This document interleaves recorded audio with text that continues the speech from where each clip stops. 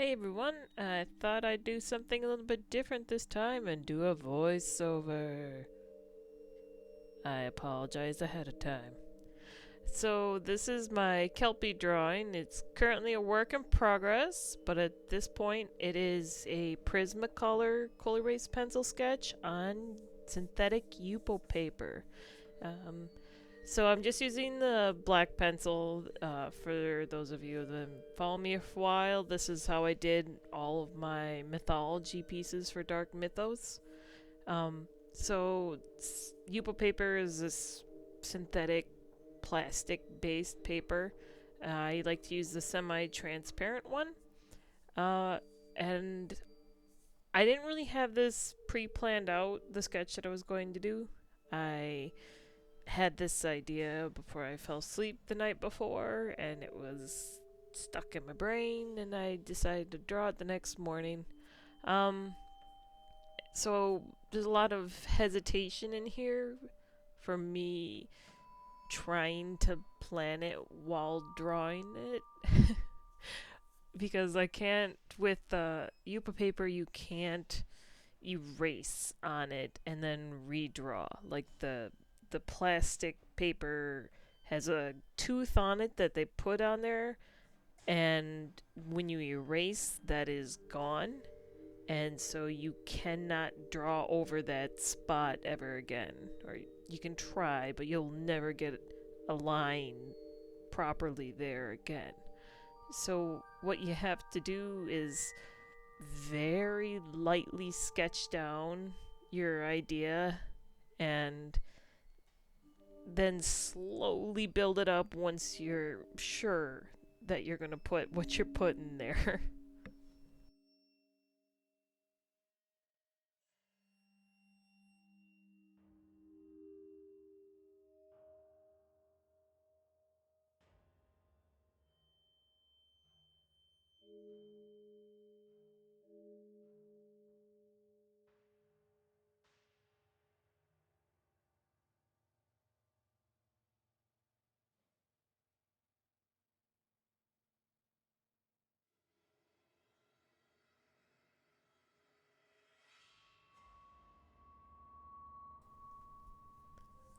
Part of the hesitation is also me off screen staring at a wall of pictures of kelp, because the idea that I had stuck in my brain was a kelpie, which is something I've drawn many times, but I really wanted to do one where the body was formed out of kelp and it was slowly stitching together and fusing and turning into the fur of the horse itself.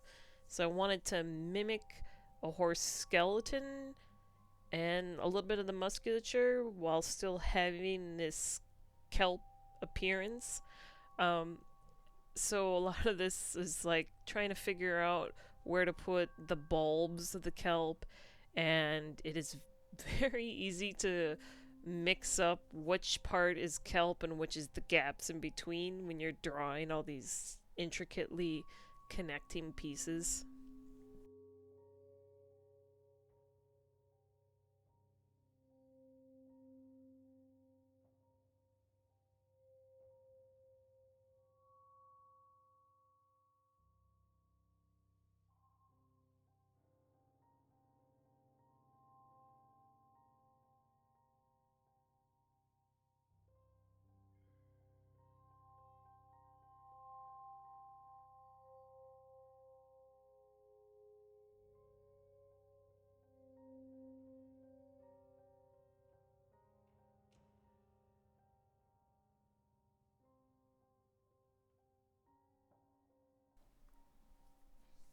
Now, the folklore of the Kelpie is from Scotland originally. For those that don't know, this is a water horse that comes out and takes on the appearance of typically a very handsome black horse or sometimes a handsome man, uh, and tricks people into approaching it or trying to ride it, and then takes them into the water and drowns them to death. So it's a delightful creature. So for this version, I went with kelp because I kind of wanted to do a version more in the Pacific Northwest, uh, which is the area I've been living for the last decade or so. And we have a lot of different types of seaweed here, but some of the fun ones are called like witch's hair or dead man's knuckles. Um, so this one, the kelp that I'm doing on this kelpie is kind of based off bullwhip kelp, and dead man's knuckles uh, are also called dead man's fingers. Those types of kelp have this bulb on them that is like it's a little, it's the knuckle bone that you pop, and it just holds gas inside of it to help keep the kelp buoyant. In this case, I'm using those gas those little gas balls, to help design a spinal cord, essentially. I'm using it to mimic the spinal knobs that you would see down the back of a skeleton. I did toy with the idea of also doing the mane as kelp, but I kind of felt like if I did that, I would lose that transition point that I was trying to have that you see coming into play around the ribs. It's a little hard to read at this stage with this sketch, and it's mostly because it's one tone, one value range. So I may at some point go through here and with the cotton swab or a paper towel, I will blend in the kelp, shade it in a bit. I'll probably scan this in beforehand though, just to make sure, because I don't always like how things turn out after I blend them in, and it's hard to get that line weight back.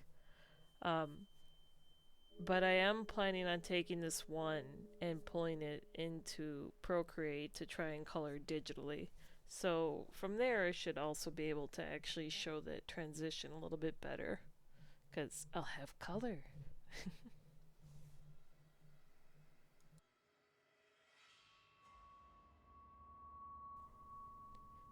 I'm just going through and adding a faint background, not too much detail because I don't know how far I'm going to take this in Procreate.